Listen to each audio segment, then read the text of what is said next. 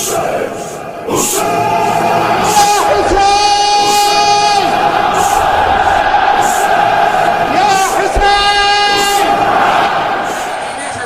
ساتھ سارے بالعمل چلے تھے نا جو راستے سے شامل ہوئے تھے، ان میں ایک بالعمل ایسا ہے جس کا نام مسلم ہے، یہ عقیل کا بیٹا ہے، حسین کا چچا زاد بھائی ہے۔ اس کو بلایا مولا حسین نے، کہا مسلم تم کوفہ جاؤ۔ یہ ایسے تسلیم ہوا، ایک مرتبہ بھی مولا مسلم نے نہیں پوچھا کہ میں کیوں کوفہ جاؤں، میں تو آپ کے قدموں پہ مرنا چاہتا ہوں، میں تو حسین تیرے ساتھ رہنا چاہتا ہوں، میں اپنے بھائی کو چھوڑ کے کیسے جاؤں؟ بس حسین کی زبان سے نکلا مسلم تم کوفہ جاؤ۔ جناب مسلم نے کہا بسم اللہ، میں کوفہ جا رہا ہوں، نہیں پوچھا کیوں جاؤں۔ بس جو ارد گرد لوگ کھڑے تھے نا، بطول کے بیٹے نے ان کے چہروں کی تلاوت کی۔ جب ان کے چہروں کو دیکھا تو سب کے چہروں پہ لکھا تھا کہ مسلم کو کس حیثیت سے بھیجا جا رہا ہے کوفہ۔ ان کے اطمینان کے لیے مولا نے خطبہ ارشاد فرمایا۔ اس خطبے کا ترجمہ یہ تھا کہ بطول کا بیٹا ارشاد فرما رہا تھا کہ ایک سرمایہ اوصاف جلی بھیج رہا ہوں، میں خود ہوں ولی اور ولی بھیج رہا ہوں۔ اس دور کا اگر مجھ کو سمجھتے ہو محمد، میں اپنے زمانے کا علی بھیج رہا ہوں۔ آپ کی زحمت تمام ہو گئی، آپ کے آنسو پہلے بھی آئے، آپ نے استقبال کر لیا، اب بھی آپ کے آنسو آ گئے۔ جناب مسلم روایت کہتی ہے جب کوفہ کے باہر پہنچے نا، بہت بڑے ہجوم نے جناب مسلم کا استقبال کیا۔ ایک جلوس کی شکل میں حسین کے سفیر کو مسجد میں لے جایا گیا۔ مسجد میں پہنچ کے سب نے اپنی خواہش کا اظہار کیا کہ اے شہزادہ مسلم، ہم سب چاہتے ہیں کہ اپنی ایک نماز تیری اقتدا میں ادا کریں۔ ان کی خواہش سن کے جناب مسلم محراب مسجد میں تشریف لے آئے، تکبیر بلند کی، اللہ اکبر، پیچھے لوگوں کی صفیں بندھی ہوئی تھی، نماز شروع ہو گئی۔ یہ شہزادہ کہتا ہے میں نے اپنی نماز کے دوران محسوس کیا کہ لوگ مسجد سے نکل کے جا رہے ہیں، میں سمجھ گیا کہ ان لوگوں کی قیمت لگ گئی، یہ لوگ فروخت ہو چکے ہیں، یہ میرے مولا حسین کو دھوکہ دے رہے ہیں۔ لیکن اطمینان کے ساتھ اس شہزادے نے نماز مکمل کی۔ ایک وقت آیا مسلم کے پیچھے صرف 7 لوگ عزاداروں رہ گئے تھے، ایک ایک کر کے وہ بھی اپنے گھروں کو چلے گئے۔ مولا مسلم نے تعقیبات مکمل کر کے جب اپنے مسلح سے مڑ کے دیکھا تو مولا کیا دیکھتے ہیں کہ مسجد خالی ہو چکی ہے۔ مولا سمجھ گئے یہ تنہا شہزادہ مسجد سے باہر نکلا، ساری رات جناب مسلم کوفہ کی گلیوں میں گھومتے رہے۔ آدھی رات کے بعد تھک ہار کے ایک عورت کے گھر کی دیوار کی ٹیک لگا کے گلی میں بیٹھ گئے۔ اس عورت نے محسوس کیا جیسے گلی کے اندر کوئی اور مرد موجود ہے۔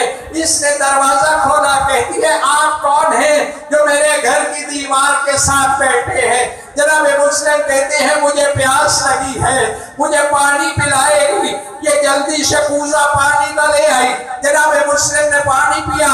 یہ عورت کہتی ہے آپ کو معلوم نہیں کوفہ کے حالات بہت بدل چکے ہیں، کوفہ کے حالات بڑے پراشور ہیں، آپ نے پانی پی لیا ہے نا، اب آپ اپنے گھر چلے جائیے۔ جناب مسلم سر جھکا کے کہتے ہیں جس کا کوئی گھر نہ ہو وہ کہاں جائے؟ یہ عورت کہتی ہے آپ مجھے اجنبی محسوس ہوتے ہیں، آپ اپنا تعارف کروائیں گے؟ جناب مسلم کہتے ہیں تو حسین کو جانتی ہے؟ کہتی ہے حسین تو میرے سید و سردار ہیں، میرے آقا و مولا ہیں۔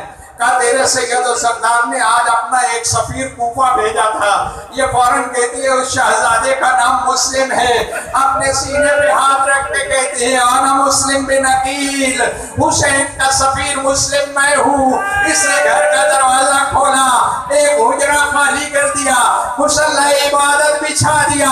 جناب مسلم ساری رات اللہ کی عبادت میں مصروف رہے۔ صبح گھوڑوں کے ٹانگوں کی آواز اس شہزادے کے کانوں پہ پڑی، اپنی تلوار کو نیام سے کھینچا اور گھر کے صحن میں نکلے مقابلہ کرنے کے لیے۔ یہ دونوں بازو پھیلا کے سامنے آ گئی، کہتی ہے میں چھت سے دیکھ کے آئی ہوں، لشکر بہت بڑا ہے، آپ اکیلے ہیں۔ وہ گھوڑوں پہ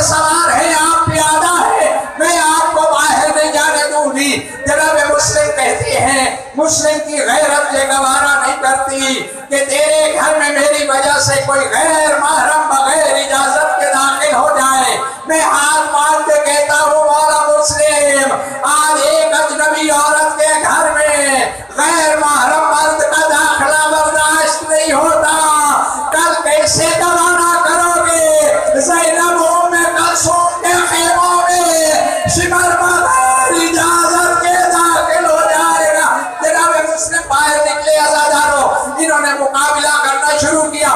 جب لشکر نے سمجھا کہ حسین کے سفیر پہ قابو پانا مشکل ہے، انہوں نے گلی کے اندر ایک گڑھا کھودا، دھوکے سے جناب مسلم کو اس کے اندر گرا دیا۔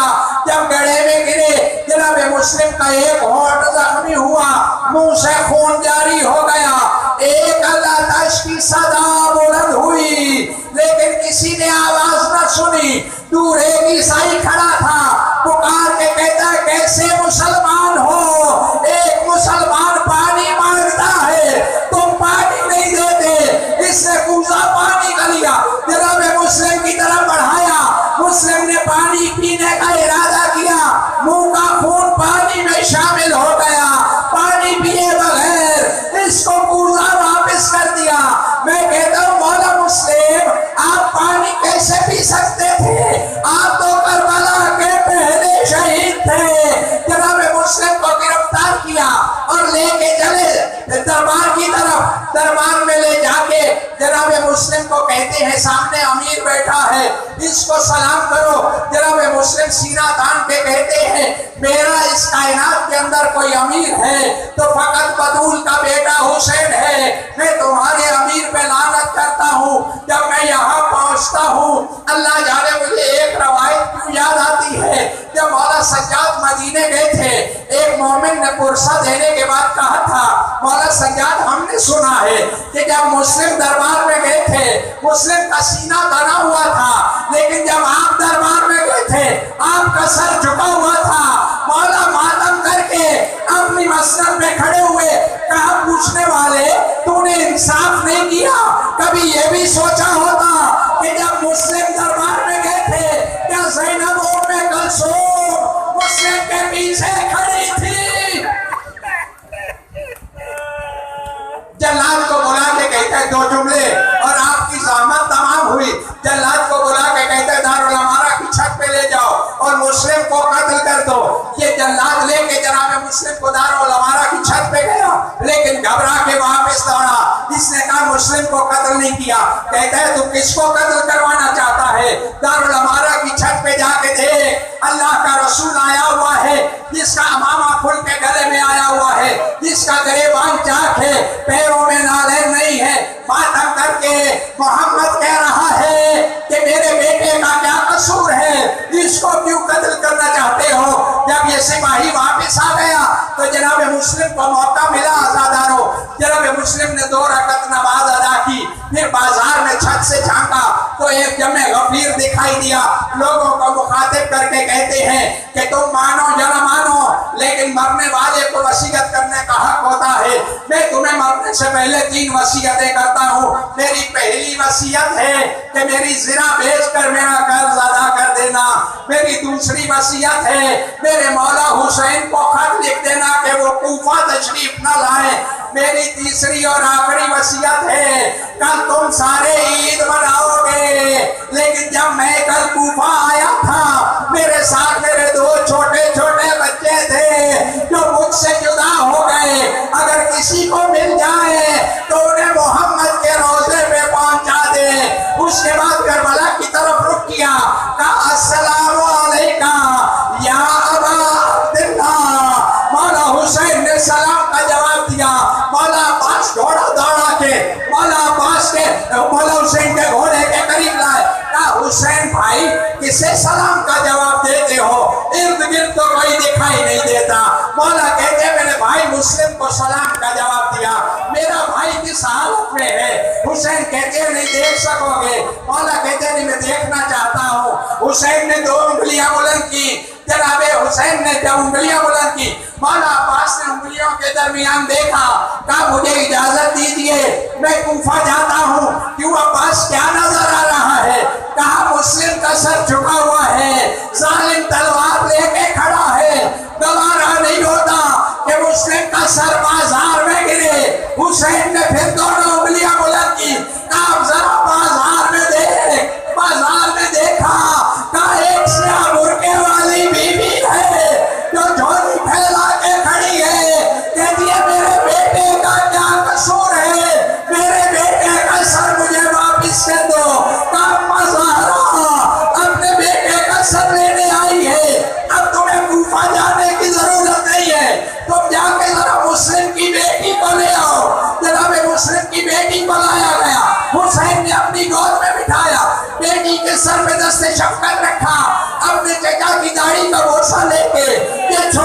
بچی کہتی ہے چچا حسین آپ کی شفقت تو پہلے بھی بہت زیادہ ہے، لیکن آج آپ نے میرے سر پہ ایسے ہاتھ رکھا ہے جیسے یتیموں کے سروں پہ ہاتھ رکھا جاتا ہے، سینے سے لگایا، کہا آپ کے بابا کوفہ میں شہید ہو گئے، آج کے بعد ہم تمہارے بابا مسلم ہیں، ماتم مسلم